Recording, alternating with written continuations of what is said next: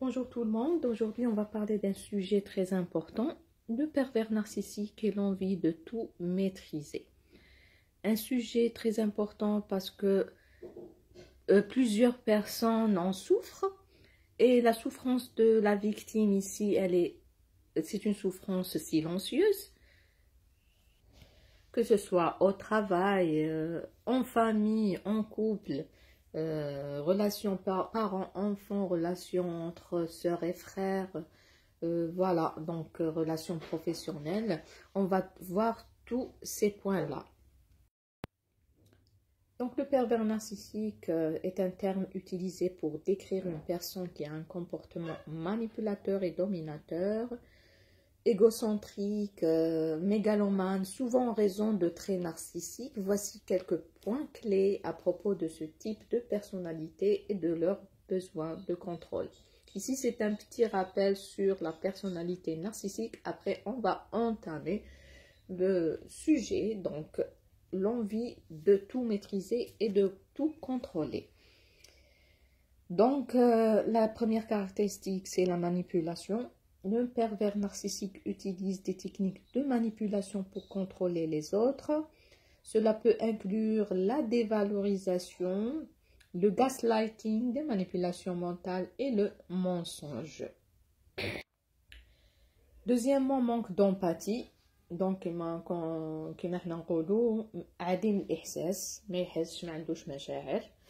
voilà, ces individus montrent souvent un manque d'empathie, ce qui les rend incapables de comprendre ou de se soucier des sentiments des autres. Troisièmement, besoin de contrôle, notre sujet d'aujourd'hui. Donc, besoin de contrôle et de tout maîtriser. Ils cherchent à contrôler les situations et les personnes autour d'eux pour maintenir un sentiment de pouvoir et de supériorité. Flatterie et charme, donc au début d'une relation, ils peuvent se montrer très charmants et flatteurs pour gagner la confiance de leur cible. L'isolement, c'est une technique très utilisée par les manipulateurs pervers narcissiques, donc ils essayent toujours d'isoler leurs victimes pour exercer mieux leur pouvoir sur elles. Donc, ils isolent leurs victimes de leur entourage, les rendant plus dépendantes et vulnérables. Voilà les traits les plus importants d'un pervers narcissique. On va voir les mécanismes de contrôle du pervers narcissique. On a cité le gaslighting, c'est quoi? C'est une technique qui consiste à faire douter la victime de sa propre réalité, créant ainsi une dépendance psychologique.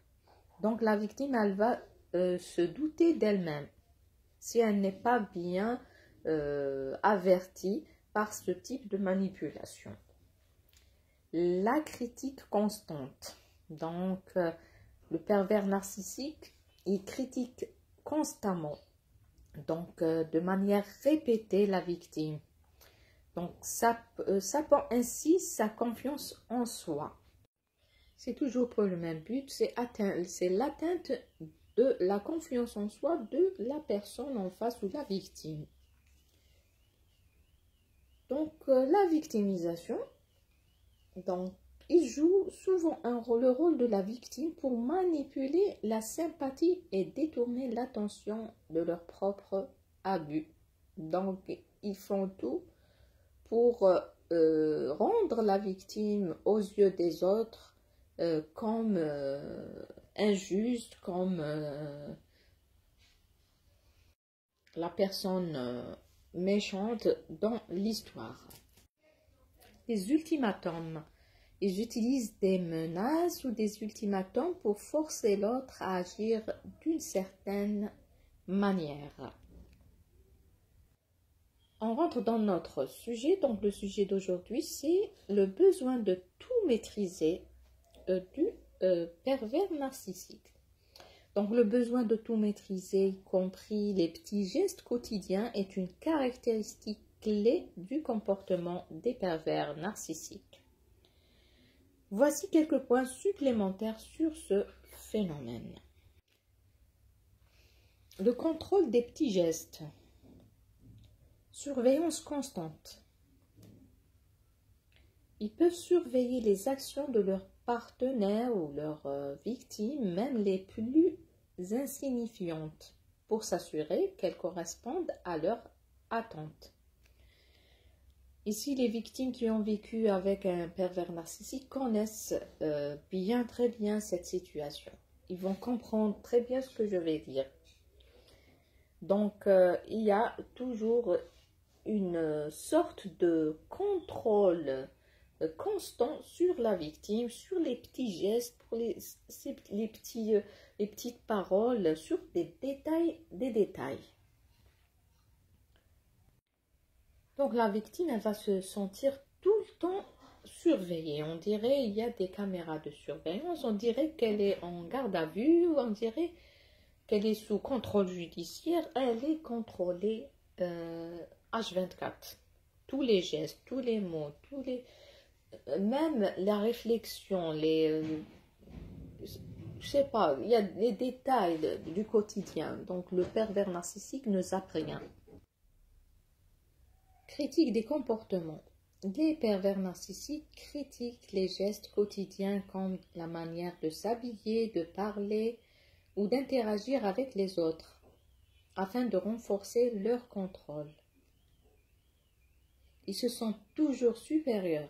Donc c'est pour ça les personnes perverses narcissiques, elles se donnent le droit de tout critiquer, de donner leur avis, d'imposer leur avis plutôt.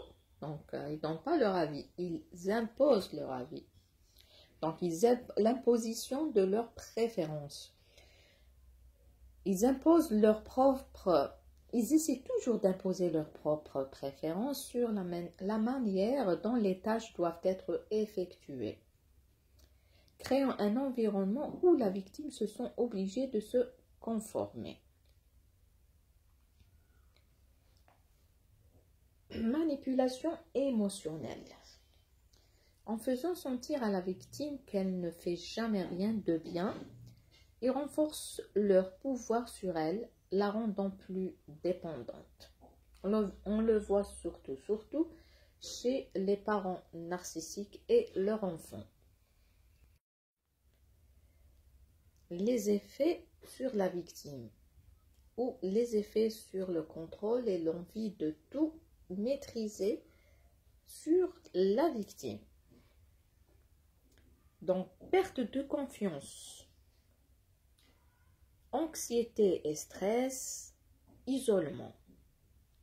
Donc, surtout si la victime est un enfant, un adolescent, un jeune qui n'a pas beaucoup d'expérience.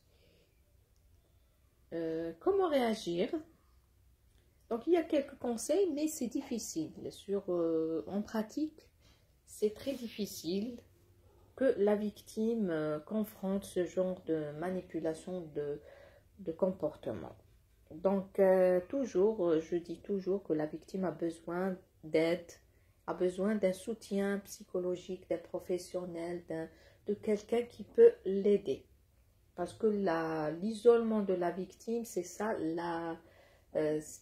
qui aide le pervers narcissique et qui l'encourage d'exercer son abus. Donc l'envie de tout maîtriser, souvent appelé perfectionnisme ou contrôle, peut se manifester dans divers aspects de la vie. Donc on va voir les domaines où on peut trouver ce comportement. Dans le milieu professionnel, donc un employé qui peut être impliqué dans tous les aspects d'un projet, par exemple, allant de la planification à l'exécution, par peur que les autres ne soient pas à la hauteur. Dans le milieu professionnel, on le voit surtout si le pervers narcissique est un responsable. Donc, il y a des pervers narcissiques employés, mais il n'a pas assez de pouvoir sur ses confrères ou ses collègues.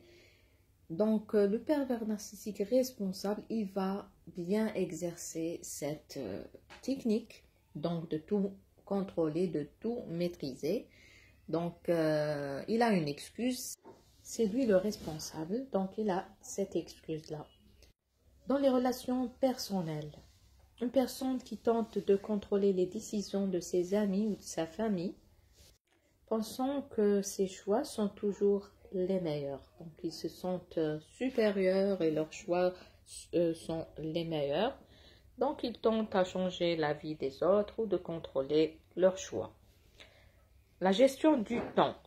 Quelqu'un, donc le pervers narcissique, qui planifie chaque minute de sa journée avec des listes détaillées pour s'assurer que tout se passe comme prévu, sans laisser de place à l'imprévu. Quatrièmement, le parenting, donc ça vient du mot parent, donc un parent qui veut tout contrôler dans la vie de son enfant, des activités extrascolaires, au choix de carrière pour s'assurer qu'ils réussissent. Vous allez me dire que les parents, ils ont le droit de choisir la carrière de leur enfant, oui, mais sans faire de la pression, donc c'est-à-dire on le conseille, on essaie de l'orienter, mais pas par la pression, par la manipulation, par les menaces, par le chantage affectif, etc. Il y a un autre point, c'est quand le pervers narcissique suit un régime ou un régime alimentaire strict ou un programme de bien-être, un exercice physique rigide. Il va essayer de l'imposer à son partenaire ou à son entourage ou à sa victime. Donc, il y a beaucoup d'exemples. Par exemple, un homme, je connais un couple, donc dont le mari est pervers narcissique. Il y a l'envie de tout maîtriser et de tout contrôler, c'est la caractéristique majeure du pervers narcissique. Je connais beaucoup d'histoires sur ou des témoignages sur ça, mais je dois prendre l'autorisation donc des personnes, des victimes, donc des personnes qui m'ont confié leur souffrance avec les pervers narcissiques. Donc, avant de les publier, je dois prendre leur consentement. Bien sûr, je ne vais pas mettre leur vrai nom, mais il faut être correct quand même. On demande toujours l'autorisation des autres, même si c'est anonyme, mais je respecte la vie privée des autres. Donc, ça sera très intéressant parce que c'est des témoignages vraiment qui démontrent mathématiquement le pervers narcissique et son contrôle et son machiavélisme. Le désir de tout contrôler peut avoir des conséquences significatives sur les personnes qui en sont victimes. Premièrement, le stress et l'anxiété. La pression quotidienne constante de devoir répondre aux attentes de quelqu'un qui veut tout contrôler peut entraîner un stress intense et une anxiété chronique. On sent que notre liberté est compromise. On n'a pas le droit de faire ce qu'on veut, on n'a pas le droit de dire ce que l'on veut et on est limité. Donc on est contrôlé, on se sent qu'on est contrôlé constamment. Cela engendre la baisse de l'estime de soi. Les victimes peuvent commencer à douter de leurs compétences et de leurs valeurs en pensant qu'elles ne sont pas à la hauteur, des standards imposés. Conflit relationnel. Le besoin de contrôle peut générer des tensions et des conflits dans les relations car la victime se sent étouffée ou non écoutée. Vouloir dominer une personne dans une relation, ce n'est pas un comportement authentique et sain. Donc, ça va engendrer toujours de la pression, de l'anxiété, de la haine, du conflit, etc. La dépendance émotionnelle. Les victimes peuvent devenir dépendantes de la personne qui contrôle, craignant de prendre des décisions par elles-mêmes ou de faire des choix indépendants.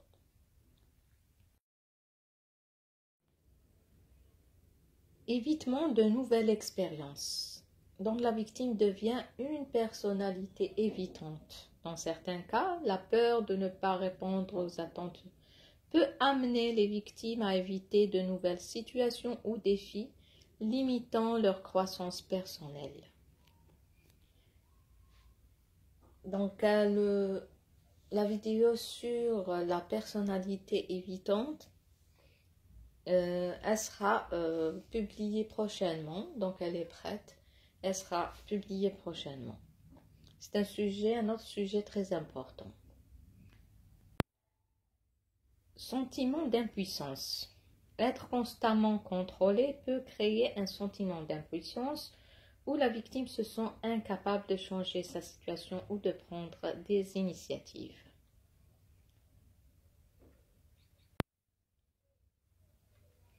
L'isolement social. Les victimes peuvent s'éloigner de leurs amis et de leur famille, ressentant qu'elles ne peuvent pas partager leurs véritables sentiments ou expériences. Et dans certains cas, il y a des problèmes de santé mentale. À long terme, ces effets peuvent contribuer à des problèmes de santé mentale plus graves tels que la dépression ou des troubles anxieux.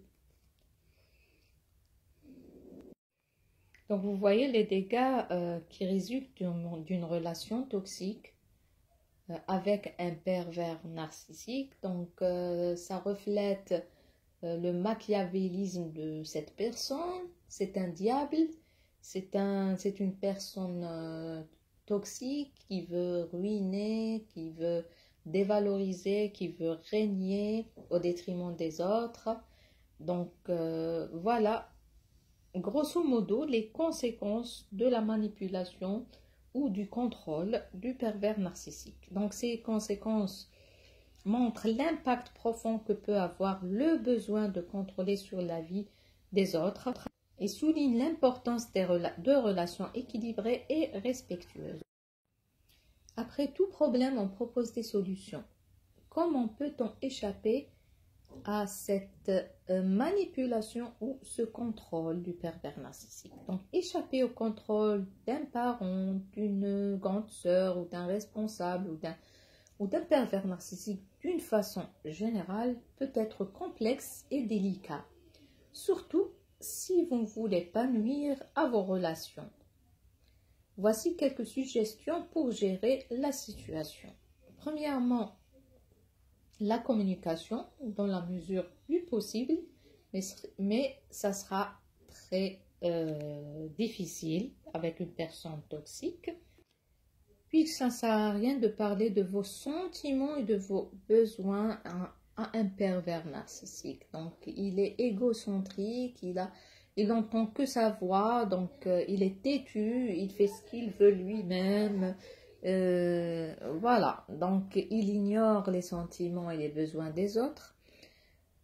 Donc, mais quand même, on cite toujours la communication. Donc, si on est bien suivi par un professionnel, donc on peut dialoguer avec ce pervers narcissique et s'imposer dans la mesure du possible, bien sûr. Il faut fixer des limites. Des fois, on nous dit d'obéir au pervers narcissique pour ne pas avoir sa maltraitance, mais c'est faux. Non, je regrette. Donc, il faut définir clairement ce qui est acceptable pour vous. Cela peut aider à établir des frontières saines. Il faut toujours établir les frontières, même au détriment de quelques dégâts, donc les dégâts d'une guerre avec un pervers narcissique. Gardez la confiance en soi, donc montrez que vous êtes responsable, plus ils vous font confiance, plus ils seront susceptibles de vous laisser de l'espace. Il faut être confiant. Il faut s'affirmer. Cherchez des compromis. Proposez des solutions qui répondent aux préoccupations de l'autre, tout en vous permettant de maintenir votre indépendance. Trouvez des soutiens. Si possible, parlez à un ami ou à une autre personne ou en qui vous avez confiance pour obtenir des conseils. Être patient. Dans la plupart des cas, on n'a pas le choix, donc il faut être patient. Donc le changement de dynamique peut prendre du temps. Soyez patient et persévérez dans vos efforts. Donc voici le sujet de vouloir tout contrôler par le pervers narcissique. Donc le besoin de contrôle et de tout maîtriser. C'est un sujet très important. Je vous souhaite bon courage et à la prochaine. Ciao.